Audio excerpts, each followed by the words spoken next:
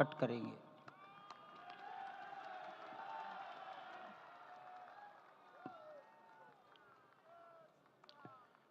सियावर रामचंद्र की जय। सियावर रामचंद्र की जय।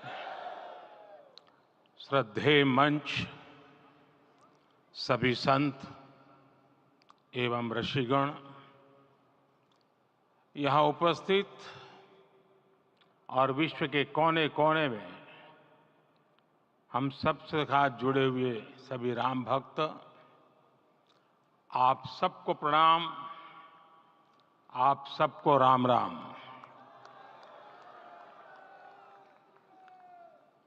आज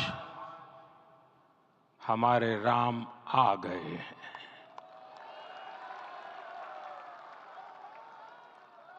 सदियों की प्रतीक्षा के बाद हमारे राम आ गए हैं।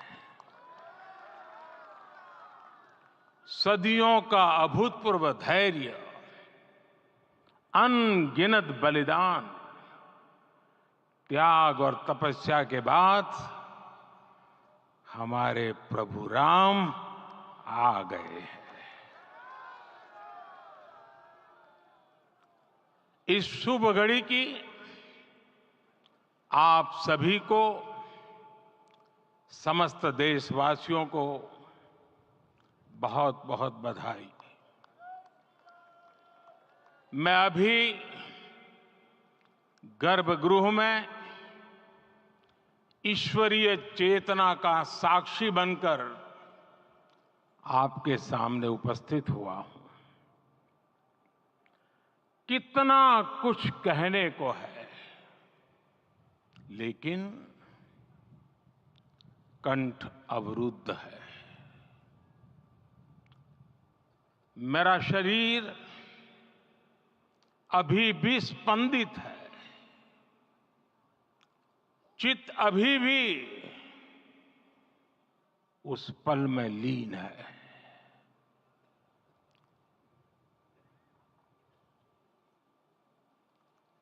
हमारे रामलला अब टेंट में नहीं रहेंगे।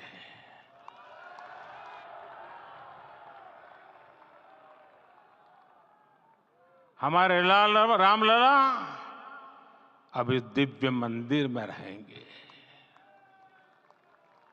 मेरा पक्का विश्वास है, अपार श्रद्धा है कि जो घटित हुआ है, इसकी अनुभूति देश के, विश्व के कोने कोने में राम भक्तों को हो रही होगी। ये क्षण अलौकिक है, ये पल पवित्रतम है। ये माहौल, ये वातावरण, ये ऊर्जा, ये घड़ी प्रभु श्री राम का हम सब पर आशीर्वाद है। 22 जनवरी 2024 का ये सूरज एक अद्भुत आभा लेकर आया है। 22 जनवरी 2024 ये कैलेंडर पर लिखी एक तारीख नहीं, ये एक नए काल चक्र का उद्गम है।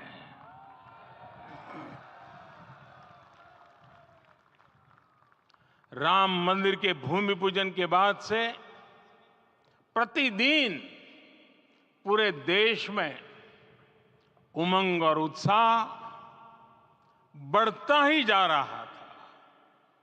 निर्माण कार्य देख देशवासियों में हर दिन एक नया विश्वास पैदा हो रहा था।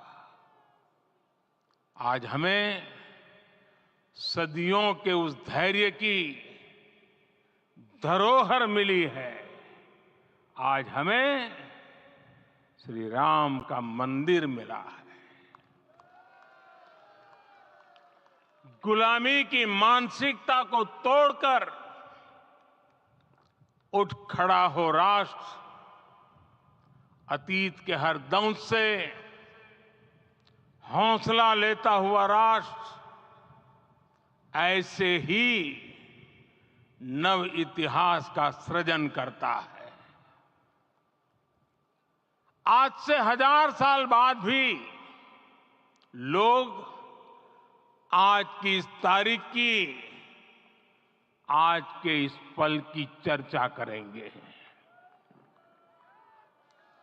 और ये कितनी बड़ी राम कृपा है कि हम सब इस पल को जी रहे हैं, इसे साक्षात घटित होते देख रहे हैं। आज दिन दिशाएं, दिग दिगंत सब दिव्यता से परिपूर्ण है। ये समय सामान्य समय नहीं है। ये काल के चक्र पर सर्वकालिक शाही से अंकित हो रही अमिट स्मृति रेखाएं हैं। साथियों, हम सब जानते हैं कि जहां राम का काम होता है, वहां पवन पुत्र हनुमान अवश्य विराजमान होते हैं। इसलिए मैं राम भक्त हनुमान और हनुमान गढ़ी को भी प्रणाम करता हूं।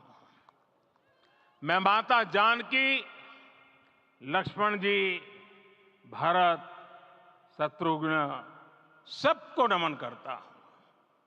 मैं पावन अयोध्यापुरी और पावन सरयू को भी प्रणाम करता हूं।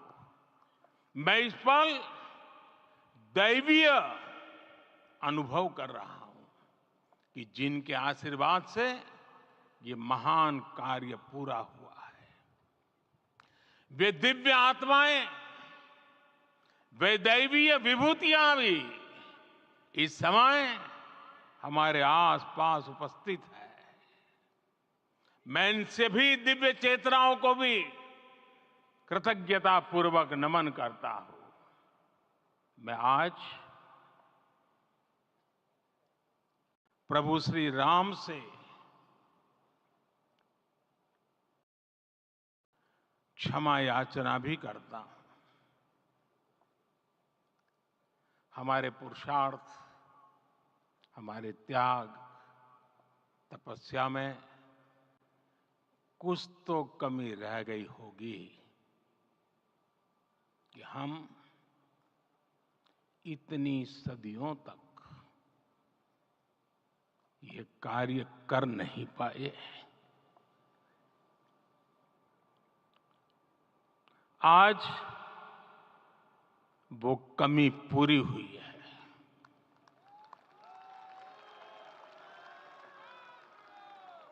मुझे विश्वास है प्रभु राम आज हमें अवश्य क्षमा करेंगे। मेरे प्यारे देशवासियों, त्रेता में राम आगमन पर पूज्य संत तुलसीदास जी ने लिखा है, प्रभु बिलो की हर से पुरबासी, जनित वियोग विपत्ति समनासी। अर्थात प्रभु का आगमन देकर ही सब अयोध्यावासी, समग्र देशवासी हर्ष से भर गए। लंबे वियोग से जो आपत्ति आई थी, उसका अंत हो गया। उस कालखंड में तो वो वियोग केवल 14 वर्षों का था। तब भी इतना असह्य था। इस युग में तो अयोध्या और देशवासियों ने सैकड़ों वर्षों का वियोग सहा है। हमारी कई कई पीढ़ियों ने वियोग सहा है। भारत के तो संविधान में उसकी पहली प्रति में भगवान राम विराजमान है। संविधान के अस्तित्व में आने के बाद भी दशकों तक प्रभु श्री राम के अस्तित्व को लेकर कानूनी लड़ाई चली। मैं आभार व्यक्त करूंगा भारत की न्यायपालिका का, जिसने न्याय की लाज रख ली।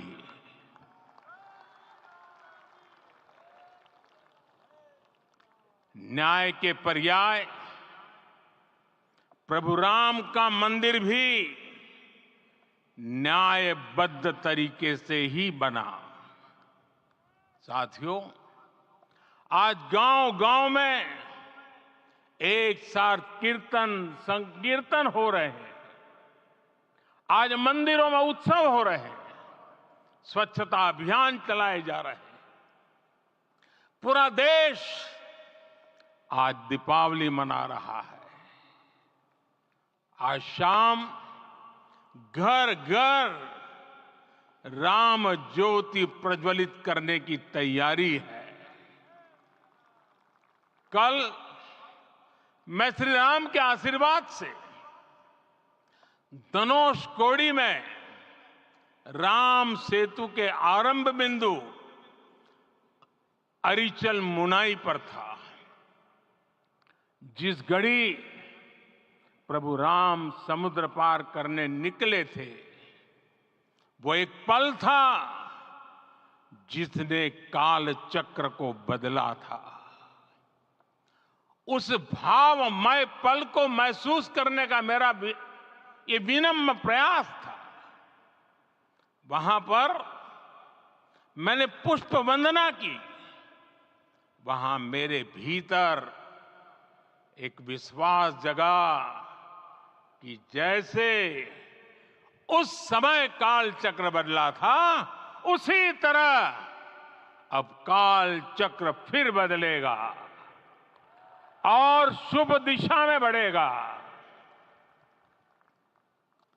अपने 11 दिन के व्रत अनुष्ठान के दौरान मैंने उन स्थानों का चरण स्पर्श करने का प्रयास किया जहां प्रभु राम के चरण पड़े थे।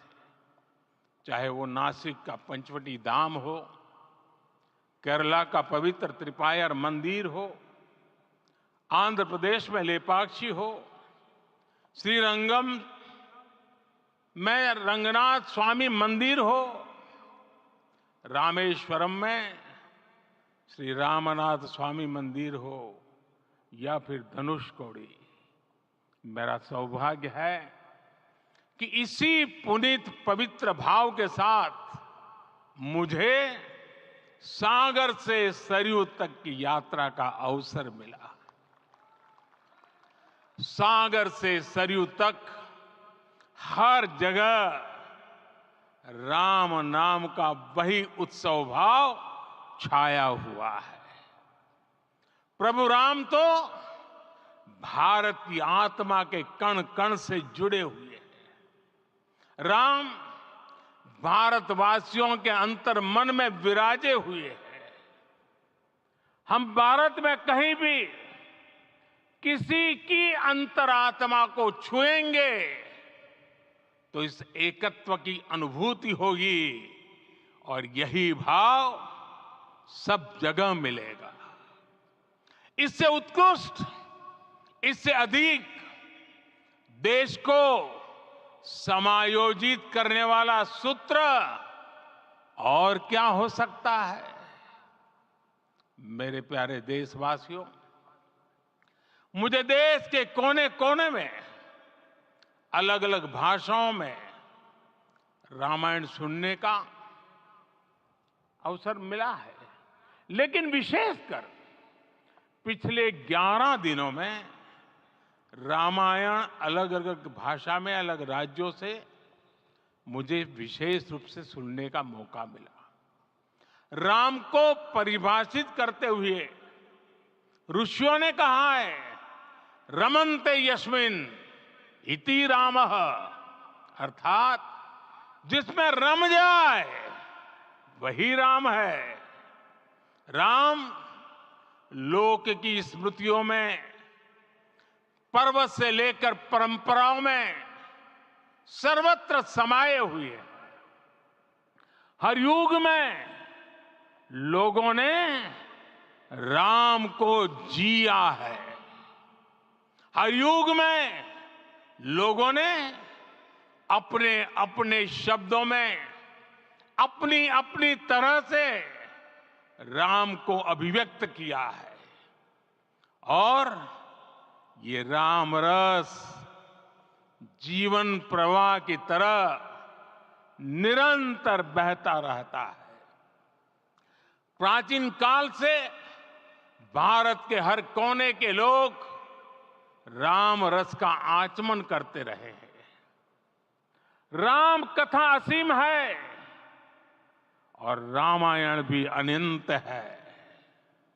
राम के आदर्श, राम के मूल्य, राम की शिक्षाएं सब जगह एक समान है।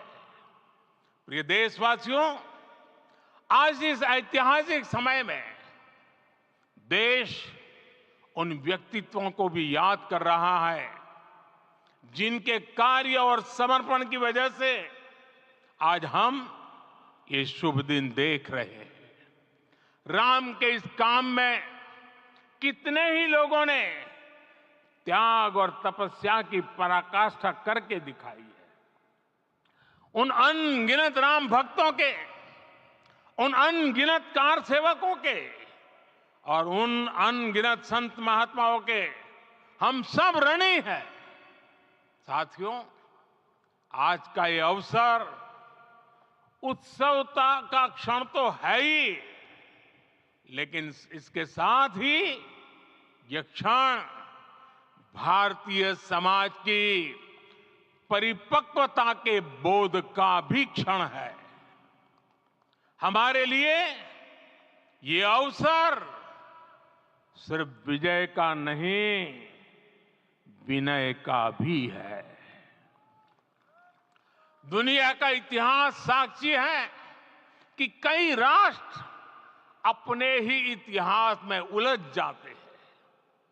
ऐसे देशों ने जब भी अपने इतिहास की उलझी हुई गांठों को खोलने का प्रयास किया, उन्हें सफलता पाने में बहुत कठिनाई आई, बल्कि कई बार तो पहले से ज्यादा मुश्किल परिस्थितियां बन गई। लेकिन हमारे देश ने इतिहास की इस गांठ को जिस गंभीरता और भावुकता के साथ खोला है, वो ये बताती है कि हमारा भविष्य हमारे अतीत से बहुत सुंदर होने जा रहा है। वो भी एक समय था जब कुछ लोग कहते थे कि राम मंदिर बना तो आग लग जाएगी। ऐसे लोग भारत के सामाजिक भाव की पवित्रता को नहीं जान पाए। रामलला के इस मंदिर का निर्माण भारतीय समाज के शांति, धैर्य, आपसी सद्भाव और समन्वय का भी प्रतीक है। हम देख रहे हैं ये निर्माण किसी आग को नहीं, बल्कि ऊर्जा को जन्म दे रहा है। राम मंदिर समाज के हर वर्ग को एक उज्जवल भविष्य के पथ पर बढ़ने की प्रेरणा लेकर आया है। मैं आज उन लोगों से आह्वान करूंगा, आइए आप महसूस कीजिए, अपनी सोच पर पुनर्विचार कीजिए।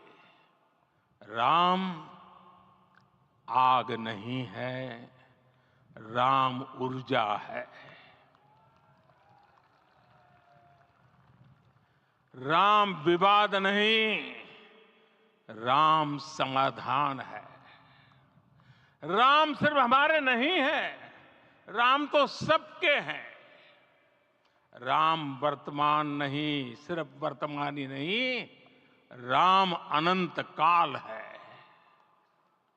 साथियों, आज जिस तरह राम मंदिर प्राण प्रतिष्ठा के इस आयोजन से पूरा विश्व जुड़ा हुआ है, उसमें राम की सर्वव्यापकता के दर्शन हो रहे हैं। जैसा उत्सव भारत में है, वैसा ही अनेक देशों में है। आज अयोध्या का यह उत्सव रामायण की उन वैश्विक परंपराओं का भी उत्सव बना है। रामलला की ये प्रतिष्ठा वसुधैव कुटुंबकम के विचार की भी प्रतिष्ठा है। साथियों, आज अयोध्या में केवल श्री राम के विग्रह रूप की प्राण प्रतिष्ठा नहीं हुई है, ये श्री राम के रूप में साक्षात भारतीय संस्कृति के प्रति अटूट विश्वास की भी प्राण प्रतिष्ठा है। ये साक्षात मानवीय मूल्यों और सर्वोच्च आदर्शों की भी प्राण प्रतिष्ठा है। इन मूल्यों की, इन आदर्शों की आवश्यकता आज संपूर्ण विश्व को है। सर्वे भवन्तु सुखिनः, ये संकल्प हम सदियों से दोहराते आए हैं। आज उसी संकल्प को राम मंदिर के रूप में साक्षात आकार मिला है। ये मंदिर मात्र एक देव मंदिर नहीं है, ये भारत की दृष्टि का, भारत के दर्शन का, भारत के दिग्दर्शन का मंदिर है। ये राम के रूप में राष्ट्र चेतना का मंदिर है।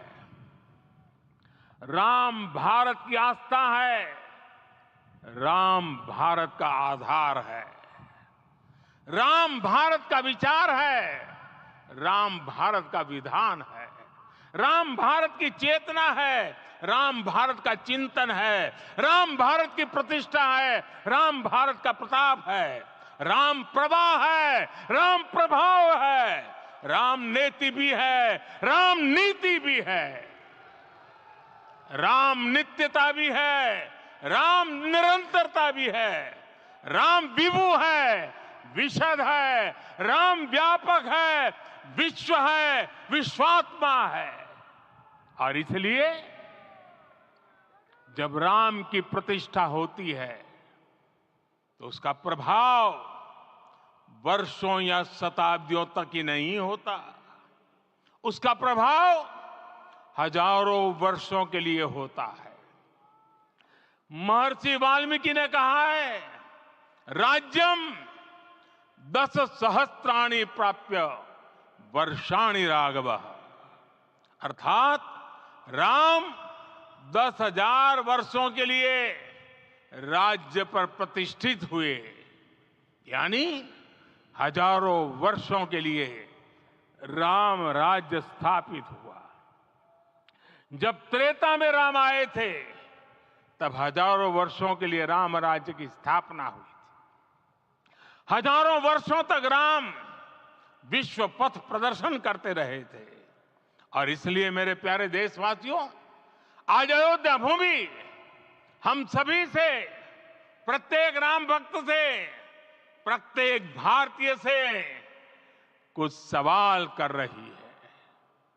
श्री राम का भव्य मंदिर तो बन गया, अब आगे क्या? सदियों का इंतजार तो खत्म हो गया, अब आगे क्या? आज के इस अवसर पर जो दैवीय आत्माएं हमें आशीर्वाद देने के लिए उपस्थित हुई हैं, हमें देख रही हैं, उन्हें क्या हम ऐसे ही विदा करेंगे? नहीं, कदापि नहीं। आज मैं पूरे पवित्र मन से महसूस कर रहा हूं कि काल चक्र बदल रहा है।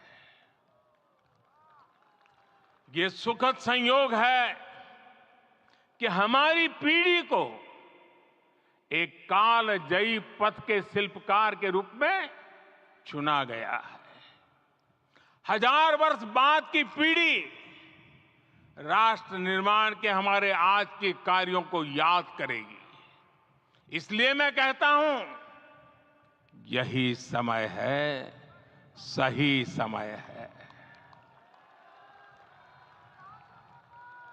हमें आज से, इस पवित्र समय से अगले 1000 साल के भारत की नींव रखनी है।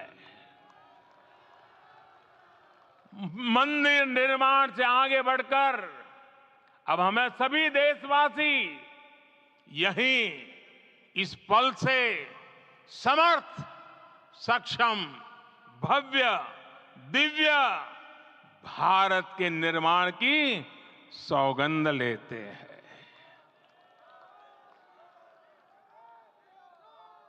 राम के विचार मानस के साथ ही जनमानस में भी हो, यही राष्ट्र निर्माण की सीढ़ी है।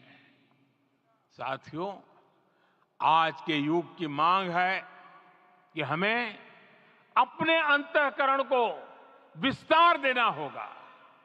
हमारी चेतना का विस्तार देव से देश तक, राम से राष्ट्र तक होना चाहिए। हनुमान जी की भक्ति, हनुमान जी की सेवा, हनुमान जी का समर्पण, ये ऐसे गुण हैं जिन्हें हमें बाहर नहीं खोजना पड़ता। प्रत्येक भारतीय में भक्ति, सेवा और समर्पण के भाव समर्थ, सक्षम, भव्य, दिव्य भारत का आधार बनेंगे। और यही तो है देव से देश और राम से राष्ट्र की चेतना का विस्तार। दूर सुदूर जंगल में, कुटिया में जीवन गुजारने वाली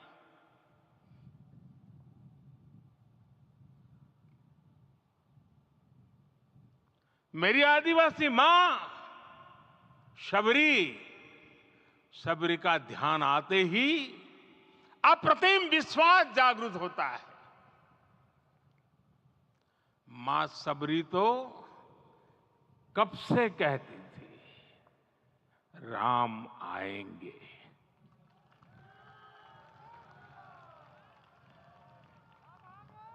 प्रत्येक भारतीय में जन्मा यही विश्वास समर्थ, सक्षम, भव्य भारत का आधार बनेगा। और यही तो है देव से देश और राम से राष्ट्र की चेतना का विस्तार।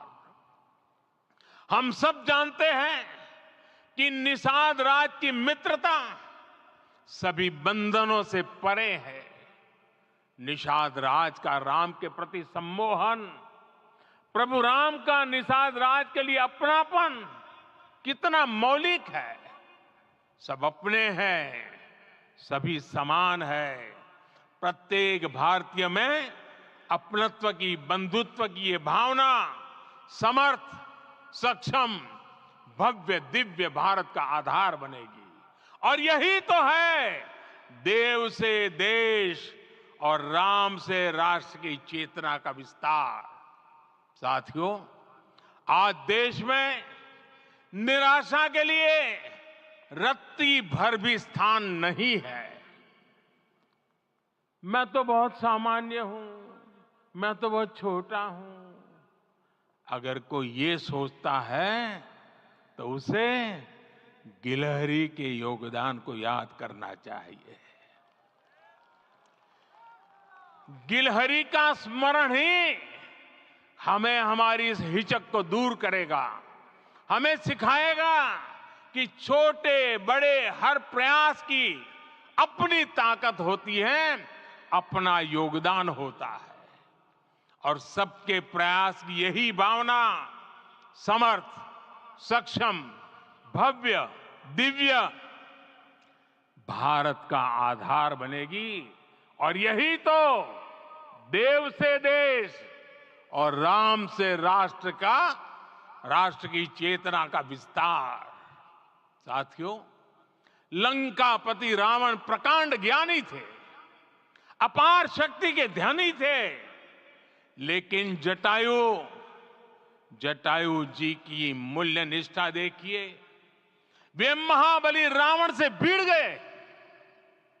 उन्हें भी पता था कि वो रावण को परास्त नहीं कर पाएंगे, लेकिन फिर भी उन्होंने रावण को चुनौती दी।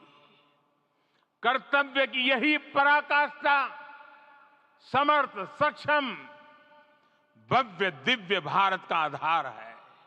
और यही तो है देव से देश और राम से राष्ट्र की चेतना का विस्तार। आइए हम संकल्प लें कि राष्ट्र निर्माण के लिए हम अपने जीवन का पल पल लगा देंगे। राम काज से राष्ट्र काज, समय का पल पल, शरीर का कण कण राम समर्पण को राष्ट्र समर्पण के ध्येय से जोड़ देंगे। मेरे देशवासियों, प्रभु श्री राम की हमारी पूजा विशेष होनी चाहिए। ये पूजा स्व से ऊपर उठ करके समष्टि के लिए होनी चाहिए। ये पूजा अहम से उठकर वयम के लिए होनी चाहिए। प्रभु को जो भोग चढ़ेगा वो विकसित भारत के लिए हमारे परिश्रम की पराकाष्ठा का प्रसाद भी होगा। हमें नित्य पराक्रम, पुरुषार्थ, समर्पण का प्रसाद प्रभु राम को चढ़ाना होगा। इनसे नित्य प्रभु राम की पूजा करनी होगी, तब हम भारत को वैभवशाली और विकसित बना पाएंगे। मेरे प्यारे देशवासियों, ये भारत के विकास का अमृत काल है। आज भारत युवा शक्ति की पूंजी से भरा हुआ है, ऊर्जा से भरा हुआ है। ऐसी सकारात्मक परिस्थितियां फिर न जाने कितने समय बाद बनेगी। हमें अब चूकना नहीं है, हमें अब बैठना नहीं है। मैं अपने देश के युवाओं से कहूंगा, आपके सामने हजारों वर्ष की परंपरा की प्रेरणा है।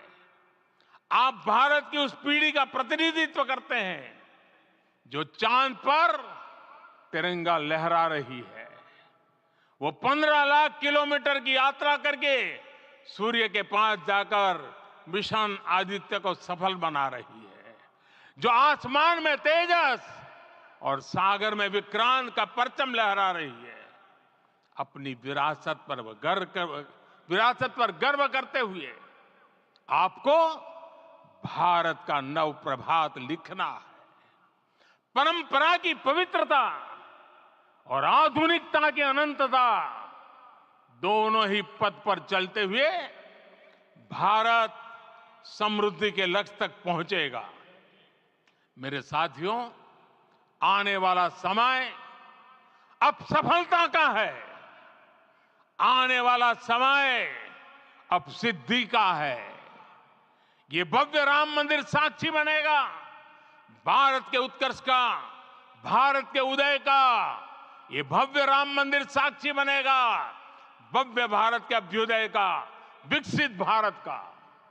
ये मंदिर सिखाता है कि अगर लक्ष्य सत्य प्रमाणित हो, अगर लक्ष्य सामूहिकता और संगठित शक्ति से जन्मा हो, तब उस लक्ष्य को प्राप्त करना असंभव नहीं है। ये भारत का समय है और भारत अब आगे बढ़ने वाला है। शताब्दियों की प्रतीक्षा के बाद हम यहां पहुंचे हैं। हम सब ने इस युग का, इस